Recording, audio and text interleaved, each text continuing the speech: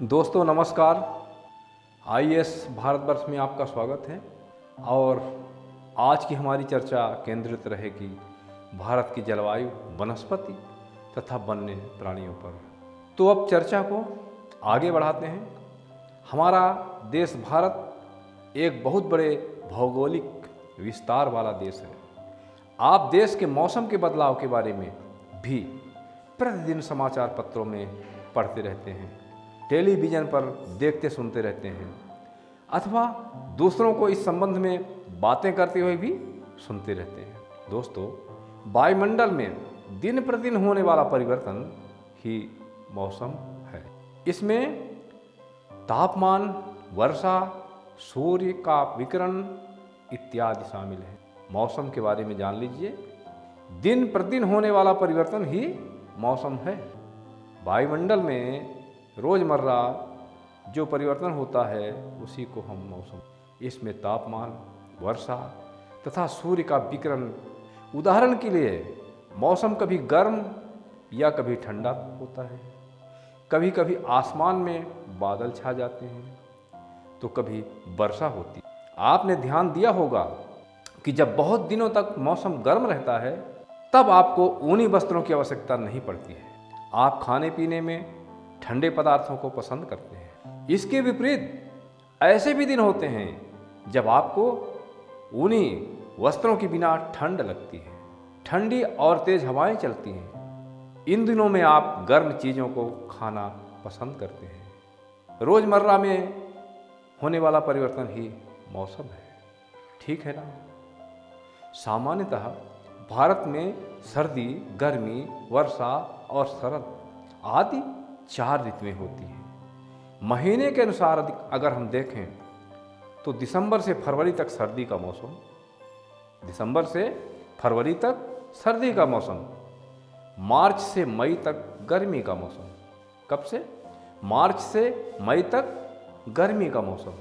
जून से सितंबर तक दक्षिण पश्चिम मानसून या वर्षा का मौसम। कब से? जून से सितंबर तक दक्षिण पश्चिम मानसून या वर्षा का मौसम। एवं अक्टूबर से नवंबर तक, कब से कब तक? अक्टूबर से नवंबर तक लौटते मानसून का या शरद ऋतु का मौसम माना जाता है। क्या माना जाता है? शरद ऋतु का मौसम। आइए इनका अब क्रमवार अध्ययन करते हैं। पहला है शीत ऋतु। शीत ऋतु में मौसम ठंडा होता है क्योंकि इस मौसम में हमारे देश में सूर्य की किरणें सीधी नहीं पड़ती हैं, जिसके परिणाम स्वरूप उत्तर भारत का तापमान कम हो जाता है।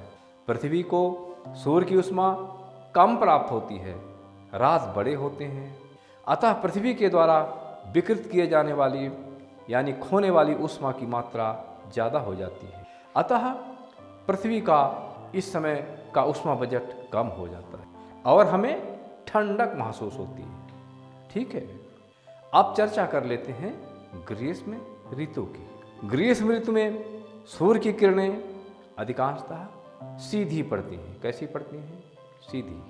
और पृथ्वी को प्राप्त होने वाली उष्मा की मात्रा अधिक होती है। इस समय चूंकि रात छोटे होते हैं अतः पृथ्वी के द्वारा विकृत उष्मा की मात्रा कम होती है। अतः इस समय पृथ्वी का उष्मा बजट बढ़ जाता है। क्या हो जाता है? पृथ्वी का उष्मा बजट बढ़ जाता है और हमें गर्मी महसूस होने लगती है। इन दिनों तापमान बहुत अधिक हो जाता है। दिन के समय गर्म एवं शुष्क पवनें बहती हैं। कैसी पवनें बहती हैं? गर्म एवं शुष्क पवनें बहती हैं, जिसे लू कहा जाता है। क्या कहा जाता है? लू। तो यह रहा ग्रीष्म ऋतु। अब चर्चा करते हैं वर्षा के मौसम पर या दक्षिण पश्चिम मानसून के मौसम पर।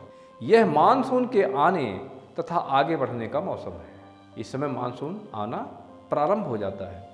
इस समय पवन बंगाल की खाड़ी तथा अरब सागर से भारतीय स्थल की ओर बहती हैं। किधर बहती हैं? भारतीय स्थल की ओर। और वे अपने साथ नमी भी लाती हैं। जब ये पवनें पहाड़ों से टकराती हैं और ऊपर उठती हैं तो ठंडी होकर वर्षा करने लगती हैं। यही होती है वर्षा ऋतु। यह प्रक्रिया कुछ दिनों तक निरंतर चलती है, वर्षा होती रहती है और इसी को हम वर्षा ऋतु कहते हैं। आगे अब बात कर लेते हैं मानसून लौटने के मौसम या शरद ऋतु की। मानसून लौटने के समय पवन स्थल भाग से लौटकर बंगाल की खाड़ी की ओर बहती है। यह मानसून के लौटने का मौसम होता है। भारत के दक्षिणी भागों में विशेषकर तमिलनाडु एवं तटीय आंध्र प्रदेश में इस मौसम में वर्षा होती है। कहाँ होती है इस मौसम में वर्षा? तमिलनाडु एवं तटीय आंध्र प्रदेश में। तो यह रहा आपका शरद ऋतु की हालातें। चलिए अब जान लेते हैं कि जलवायु क्या है। दोस्तों, किसी स्थान पर अनेक वर्षों में मापी गई मौसम की औसत दशा, क्या किसी स्थान पर अनेक वर्षों में मापी गई मौसम की औसत दशा को जलवायु कहा जाता है। ठीक है, भारत की जलवायु को मोटे तौर पर मानसूनी जलवायु कहा जाता है। मानसून शब्द अरबी भाषा के मौसम से लिया गया है। कहाँ से लिया गया है? अरबी भाषा के मौसम शब्द से लिया गया है, जिसका अर्थ होता है मौसम। भारत की स्थिति उष्णकटिबंध में होने के कारण अधिकांश वर्षा मानसूनी पवनों से होती है। भारत में कृषि वर्षा पर निर्भर है। कैसा है? भारत की जो कृषि है अधिकांशतः वर्षा पर निर्भर है। अच्छे मानसून का मतलब है पर्याप्त वर्षा तथा प्रचुर मात्रा में फसलों का उत्पादन। यदि वर्षा पर्याप्त होगी तो फसलें प्रचुर मात्रा में पैदा होंगी। किसी स्थान की जलवायु उसकी स्थिति, ऊंचाई, समुद्र से दूरी तथा उच्चावच पर भी निर्भर करती है। जलवायु किस पर निर्भर करती है? किसी स्थान की स्थिति, ऊंचाई और समुद्र तल से दूरी, वहाँ की ऊंचाई, नीचाई, उच्चावच आदि पर जलवायु निर्भर करती है। इसी कारण से हमें भारत की जलवायु में क्षेत्रीय विभिन्नता देखने को मिलती है। आप देखते होंगे जगह जगह की जलवायु में अंतर देखने को मिलता है। राजस्थान के मरुस्थल में स्थित जैसलमेर तथा बीकानेर बहुत गर्म स्थान है। क्या राजस्थान के मरुस्थल में स्थित जैसलमेर तथा बीकानेर बहुत गर्म स्थान हैं, जबकि जम्मू तथा कश्मीर के द्रास एवं कारगिल में बर्फीली ठंड पड़ती है। कश्मीर एवं द्रास और कारगिल में बर्फीली ठंड पड़ती है। तटीय क्षेत्रों जैसे मुंबई तथा कोलकाता की जलवायु मध्यम है। वे न ही अधिक गर्म होते हैं और न ही अधिक ठंडे।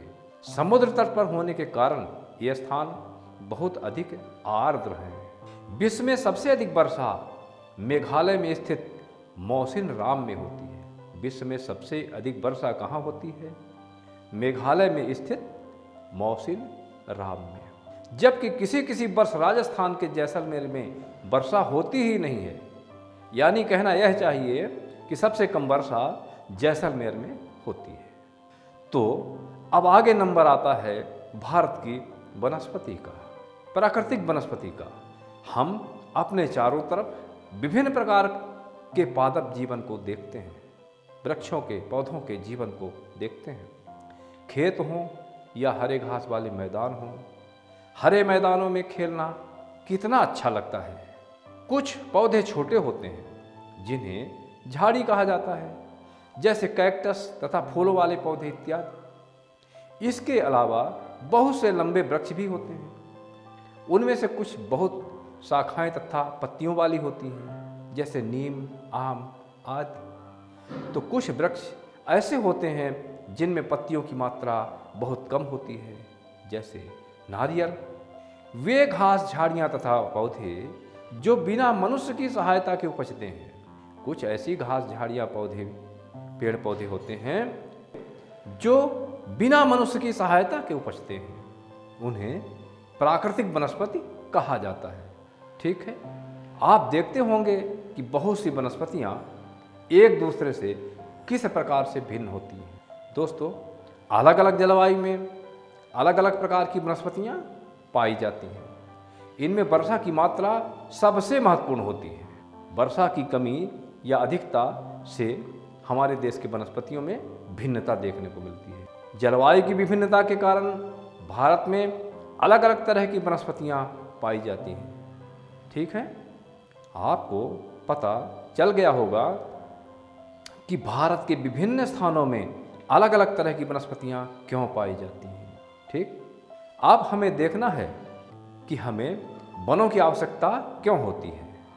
दोस्तों, वन हमारे लिए बहुत ही लाभदायक है। ये विभिन्न कार्य करते हैं।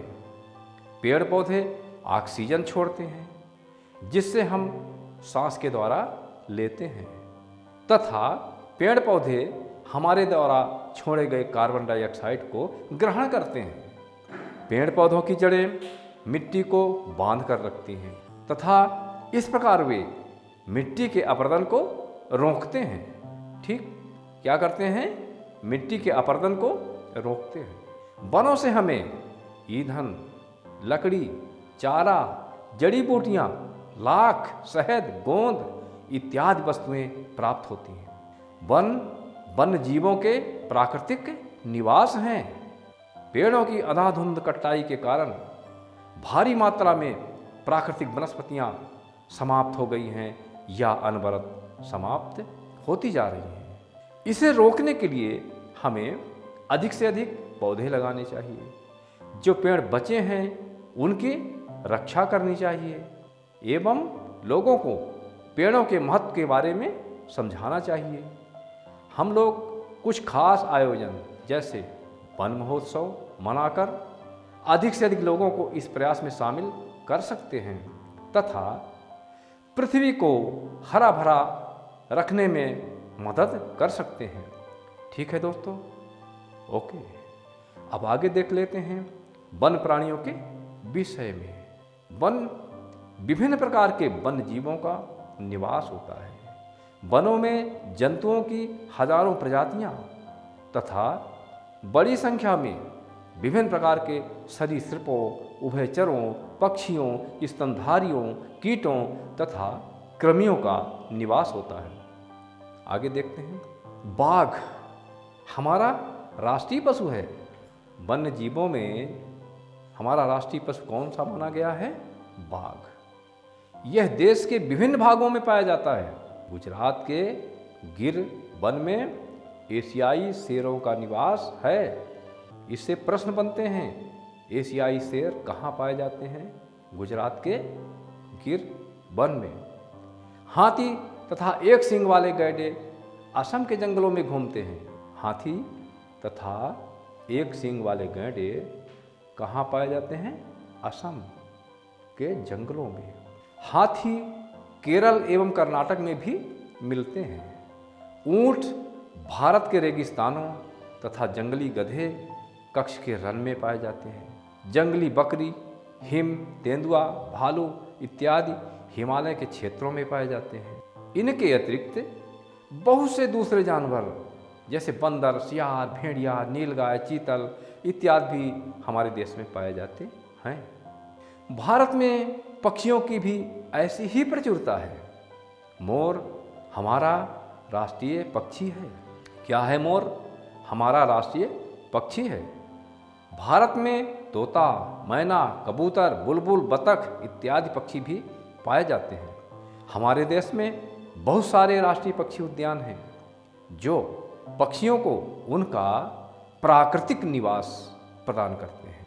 उद्यान शिकारियों से पक्षियों की रक्षा करते हैं। भारत में सांपों की सैकड़ों प्रजातियां पाई जाती हैं। उनमें से कोबरा एवं करैत प्रमुख हैं। वनों के काटने तथा जानवरों के शिकार के कारण भारत में पाए जाने वाले वन्य जीवों की प्रजातियां तेजी से घट रही हैं। बहुत सी प्रजातियां तो समाप्त भी हो चुकी हैं। उनको बचाने के लिए बहुत से नेशनल पार्क, पशु विहार तथा जीवमंडल आरक्षित क्षेत्र स्थापित किए गए हैं। सरकार ने हाथियों तथा बाघों को बचाने के लिए बाघ परियोजना एवं हाथी परियोजना जैसी परियोजनाओं को शुरू किया गया है। आप भारत के मानचित्र में कुछ पशु विहारों के नाम तथा उनकी स्थिति का पता कीजिए और उन्हें अपनी नोटबुक में लिख लीजिए, याद कर लीजिए। आप जानवरों के शरीर के विभिन्न अंगों जैसे हड्डी, सींग तथा पंख से बने पदार्थों को खरीदने से इनकार कर सकते हैं और आप वन्य जीवों के संरक्षण में अपना हाथ बटा सकते हैं। प्रत्येक वर्ष के अक्टूबर के प्रथम सप्ताह को वन्य जीव सप्ताह के रूप में मनाया जाता है। क्या याद रखिएगा, प्रत्येक वर्ष के अक्टूबर के प्रथम सप्ताह को वन्य जीव सप्ताह के रूप में मनाया जाता है ताकि वन्य जीवों के निवास को संरक्षित रखने के लिए जागरूकता लाई जा सके। कुछ प्रश्न हैं जो आपके मन में घुमड़ते होंगे, जैसे शिकारी बाघों को क्यों मारते हैं, या हमारे वनों से अगर बाघ खत्म हो जाएं तो क्या होगा। इनका उत्तर आप स्वयं खोजिए। ठीक, अब जरा सी बात कर लेते हैं प्रवासी पक्षियों के विषय में। आपने देखा होगा या अनुभव किया होगा कि कुछ पक्षी जैसे पिनटेल, बतख, कर्लियू, फ्लेमिंगो, आस्प्रे, लिटिल स्टिंट आदि प्रत्येक वर्ष सर्दी के मौसम में हमारे देश में आ जाते हैं। सबसे छोटी लिटिल स्टिंट, जिसका वजन लगभग 15 ग्राम होता है, यह आर्कटिक प्रदेश से 8000 किलोमीटर की दूरी तय करके भारत आती है। समझ सकते हैं, ठीक है। तो अब नंबर आता है प्रश्नोत्तरी का। अगले प्रश्नों के उत्तर आप संक्षिप्त में दीजिएगा। कौन सी पवनें भारत में वर्षा लाती हैं? ठीक, यह वर्षा इतनी महत्वपूर्ण क्यों है? ठीक है। अगला प्रश्न है, भारत के विभिन्न मौसमों के नाम लिखिए। भारत के विभिन्न मौसमों के नाम लिखिए। अगला प्रश्न है, प्राकृतिक वनस्पति क्या है? प्राकृतिक वनस्पति क्या है?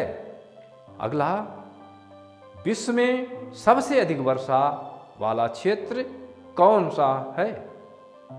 विश्व में सबसे अधिक वर्षा वाला क्षेत्र कौन सा है? भारत में जंगली बकरी तथा हिम तेंदुए कहाँ पाए जाते हैं? कैसा प्रश्न है? भारत में जंगली बकरी तथा हिम तेंदुए कहाँ पाए जाते हैं? दक्षिण पश्चिम मानसून के समय आर्द्र पवनें कहाँ बहती हैं? दक्षिण पश्चिम मानसून के समय आर्द्र पवनें कहाँ बहती हैं? अगला प्रश्न है, गर्मी के दिनों में चलने वाली शुष्क तथा गर्म पवनों को क्या कहते हैं? गर्मी के दिनों में चलने वाली शुष्क तथा गर्म पवनों को क्या कहते हैं? अगला प्रश्न है, आंध्र प्रदेश तथा तमिलनाडु में किस मौसम में बहुत अधिक मात्रा में वर्षा होती है? आंध्र प्रदेश तथा तमिलनाडु में किस मौसम में बहुत अधिक वर्षा होती है? गुजरात के वनों में किसका निवास पाया जाता है? तो दोस्तों, एनसीईआरटी में दिए गए वर्तमान राज्य एवं उनकी राजधानियों के विषय में भी जरा सी जानकारी प्राप्त कर लीजिए। यह आपके कक्षा 6 के भूगोल में अंतिम में दिया गया है और आपसे यह जानकारी छूटने न पाए, इसलिए हम यहाँ पर इसका उल्लेख कर। तो सबसे पहले राज्यों की राजधानी की जानकारी प्राप्त करते हैं। आंध्र प्रदेश की राजधानी हैदराबाद, अरुणाचल प्रदेश ईटानगर, अरुणाचल प्रदेश की राजधानी ईटानगर, असम दिसपुर, असम दिसपुर, बिहार पटना, बिहार पटना, छत्तीसगढ़ रायपुर, छत्तीसगढ़ रायपुर, गोवा पणजी, गोवा पणजी, गुजरात गांधीनगर, गुजरात गांधीनगर। इसी तरह आप भी इनकी राजधानियों को राज्य के साथ अगर जोड़कर पढ़ेंगे तो याद जल्दी हो। गुजरात गांधीनगर, हरियाणा चंडीगढ़, हरियाणा चंडीगढ़, हिमाचल प्रदेश शिमला, झारखंड रांची, झारखंड रांची, कर्नाटक बेंगलुरु, कर्नाटक बेंगलुरु, केरल तिरुवनंतपुरम, केरल तिरुवनंतपुरम, मध्य प्रदेश भोपाल, मध्य प्रदेश भोपाल, महाराष्ट्र मुंबई, महाराष्ट्र मुंबई, मणिपुर इम्फाल, मणिपुर इम्फाल, मेघालय शिलांग, मेघालय शिलांग, मिजोरम आइजोल, मिजोरम आइजोल, नागालैंड कोहिमा, नागालैंड कोहिमा, ओडिशा भुवनेश्वर, ओडिशा भुवनेश्वर, पंजाब पंजाब पंजाब चंडीगढ़, पंजाब चंडीगढ़, राजस्थान जयपुर, राजस्थान जयपुर, सिक्किम गंगटोक, सिक्किम गंगटोक, तमिलनाडु चेन्नई, तमिलनाडु चेन्नई, तेलंगाना हैदराबाद, तेलंगाना हैदराबाद, उत्तराखंड देहरादून, उत्तराखंड देहरादून, उत्तर प्रदेश लखनऊ, उत्तर प्रदेश लखनऊ, त्रिपुरा अगरतला, त्रिपुरा अगरतला, पश्चिमी बंगाल कोलकाता, पश्चिमी बंगाल कोलकाता। ठीक है, इस तरह से आप राजधानियों के नाम याद रखिएगा, इनसे भी प्रश्न बन सकते हैं। अब देख लेते हैं केंद्र शासित प्रदेशों की राजधानियों के विषय में।